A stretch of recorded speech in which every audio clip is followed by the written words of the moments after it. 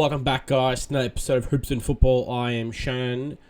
Today, I would like to discuss, maybe put into perspective that Richmond has a bright future. We're playing Sydney this week, and we're going to be going into the bye.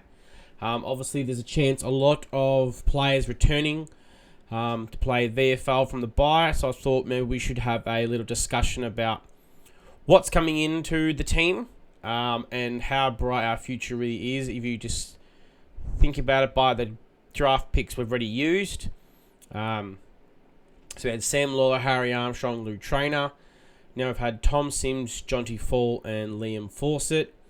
So obviously a few of the players that I will mention in today's video will have already played.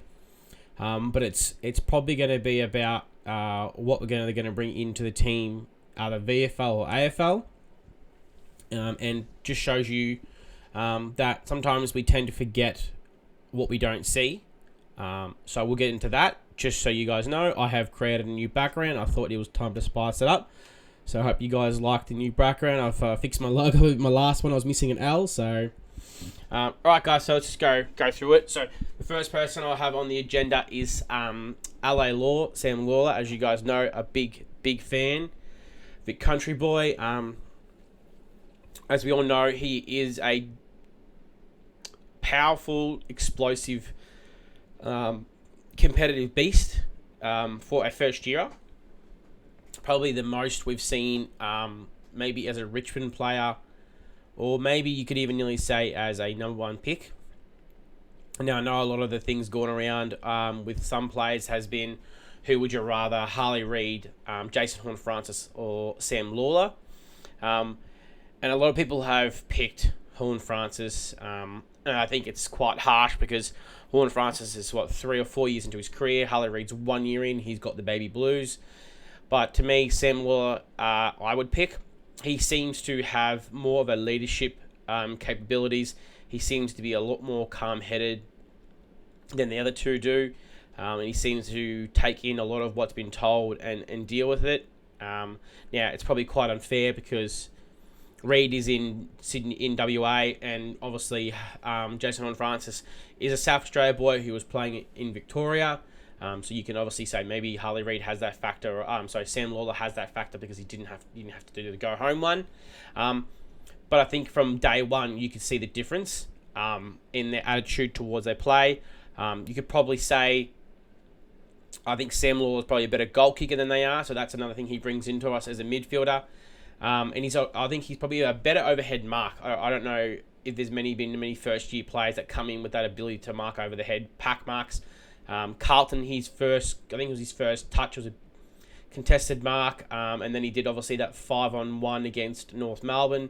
So that's quite impressive from a Sam Lawler aspect of what he brings into us. I think in the coming years, I think that midfield time will go up. Right now, it seems to feel like he's playing 40% midfield, 6% forward. And it's probably kind of our fault. I think we kind of need that from him. We just seem to be quite young in that forward line, so he tends to bring a bit more of a calm, collected forward. Obviously, then you can throw him in the midfield. So, look, in the coming years, it might take him 2-3 years to get there, obviously, because he's never had a full preseason properly. This is his first one, which was in a way partially interrupted with a broken draw from Jimby against West Coast in the pre-match. So maybe even next year, this is what everyone's been saying. This is the worst you're going to see Sam Lawler. So if this is the worst we're going to see him, just imagine how good he's going to be when he's got 50 to 100 games under his belt, and everybody around him is picking up the ability as well. When he's the forward line's firing as well. So, and he's going to have Timmy Taranto and Jacob Hopper with him for at least the next 3-4 years. So, that's probably the number one player. I'm looking forward to getting back after the bye. I definitely feel like if we had him for the, what game was he out? Maybe I think he played the North Melbourne game. He lost the Essendon game. So maybe if we had him for the GWS game, there's a good chance we would have won the GWS game. It's definitely highly possible. And I don't see why we wouldn't have. I think he may have added a bit more of a calm in that forward line. So that's definitely could be a tick there. Josh Gipkiss is another one. I'm pretty sure he's a Shep boy. So he's from that draft crop of 2022, where we had I think it was four picks in the top 30. I think everyone seems to forget about those, that we did draft well. I know we were criticised for not drafting a lot. Josh Gibkiss, Tom Brown, Tyler Sunzi, and Sam Banks were all in that draft. And it looks like they're all starting to come on quite well, as we know, Brown and Banks. Sunzi's quite here and there, but they all predict that Josh Gibkiss will come back in. Now, I don't know whether he's going to be going forward or back. I would rather him back. He is an elite kick, and that was what he was drafted for, and a very good mark. So probably another Luke trainer or another trainer is like him. So it's hard to pick in between. A competitive beast is not afraid to put his body on the line and hit a pack. Look, I don't know how it's going to take him to get back into match fitness, because he's been out for what feels like almost since his first year. So maybe 2 years nearly. I think he's played one game in 2 years. So I hope they ease him into the game. Taj Hotton, which is probably the talk of the town over at Punt Road right now, because he is back to training with contact training with the contactless hat on, that little fluoro hat they wear so you can't touch them. And apparently his first contest was taken down big Nate the Tank. So as you can see, just from those some highlights, some reports that have come out, he's a competitive beast. He loves to tackle. Very good foot skills. So that's probably something we're missing in our team right now, is a nimble midfield / forward who has really good footsteps. He's very hard to tackle. Very touchy with the ball, Shane Edwards-esque.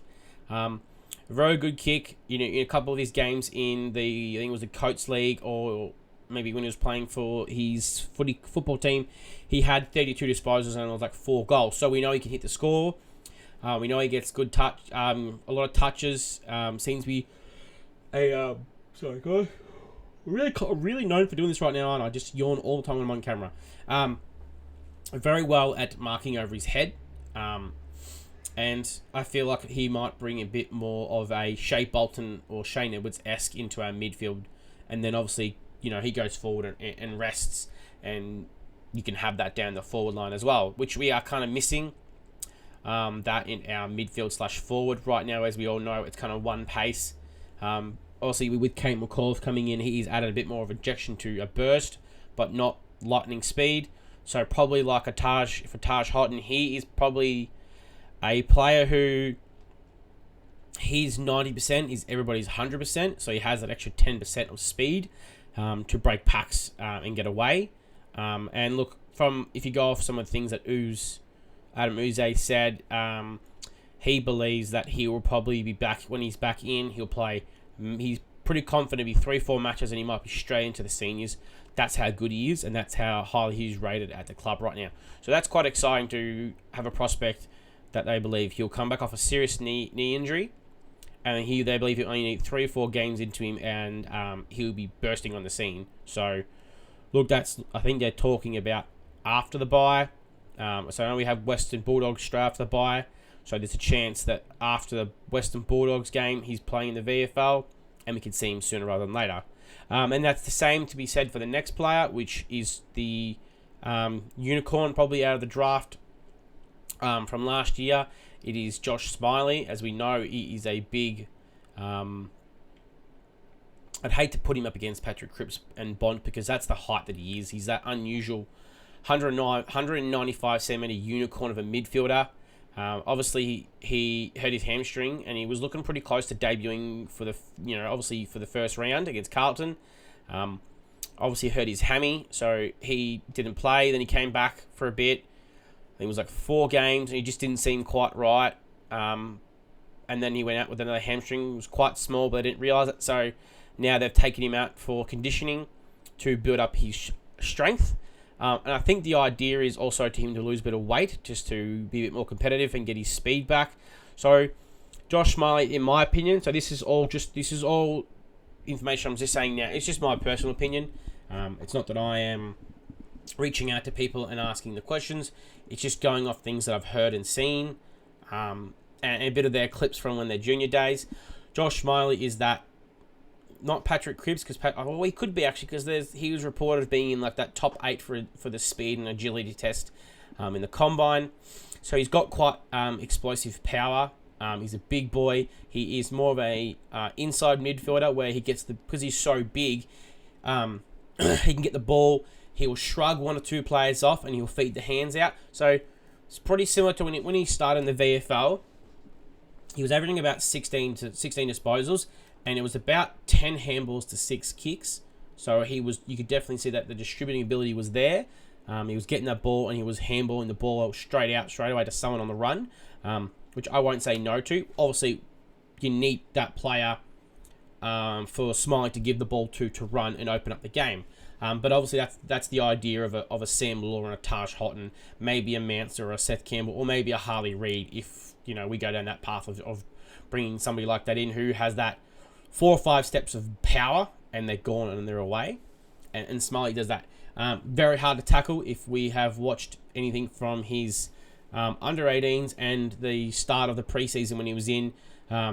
He's very good at using his size and power to shrug players off, and seems to be quite calm and collected. Obviously, the bit of the knocks are on him is that he doesn't have a contested mark. But look, Nick Dacos, and some are saying right now, is maybe the best player playing right now, and just got his first one in his whole entire career on the weekend. So I am not going to take that as a bad thing. Look, some players just aren't good at contested marks, and some are. You look at someone like Sam Lawler, you wouldn't think of it. Super freak at contested marks. Dustin Martin wasn't known for being a big marker or a big pack marker or a consistent marker. He was more of an open chest mark every now and then above his head, and that's really bad. Buddy Franklin wasn't known for a big over the head marks where your hands are up. He's just that in front chest mark, and I'll get it. So not a knock on him. Obviously, we'll work on his kicking skills because he's such a unique height for a midfielder.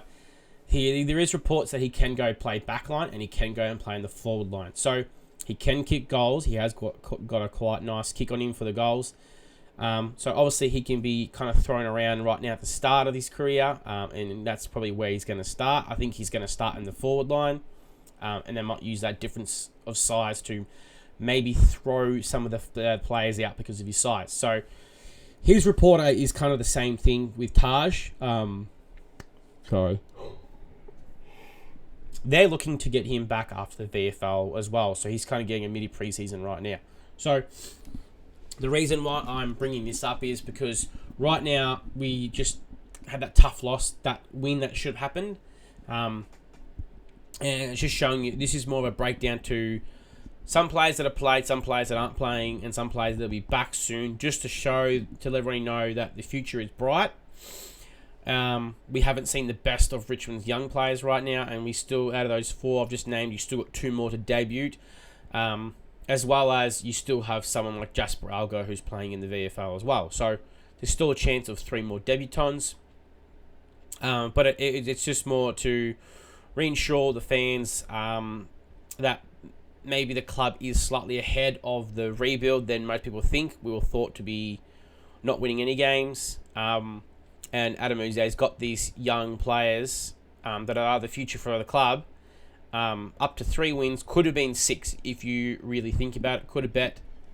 Should have beaten North Melbourne, we should have beaten the Giants. So that's 5. And then, if we weren't Dion Prestia, was it Toby Nankervis, Noel Bolter, and Tom Lynch down against Essendon, there's a good chance we win that game as well. So you could be looking at 6 or 7 wins before our bye. So it just shows you that Ooze has got these boys playing the right way and coaching them the right way to the point where they are enjoying themselves. And there's a lot more to come in. Obviously, then you've also got other players that are, that aren't just from this year's crop. From last year's crop, you've also got, Judson Clark as well, Macathy LaFau, Liam Fawcett's still there. So it's just showing you guys that the future is brighter than we think, and there's obviously a chance of bringing in other superstars later on, like a Harley Reid. Or, we just go to the draft and bring a Will Dersmer in, or a Josh Lindsay. So just kind of wanted everyone to understand that don't be too down on the fact that we're not winning every single game when we are in a fair bit of these games. that the future is just really bright, and I'm going to re-emphasize the brightness every time we play and I do my reviews, because we're not expected to win that many games. So I'm going to take all the good that I can find possible and spread the positivity around the club, because that's what we're building towards, positivity and being a bigger and better club, and bouncing back in the next couple of years, hopefully back to being a finals team.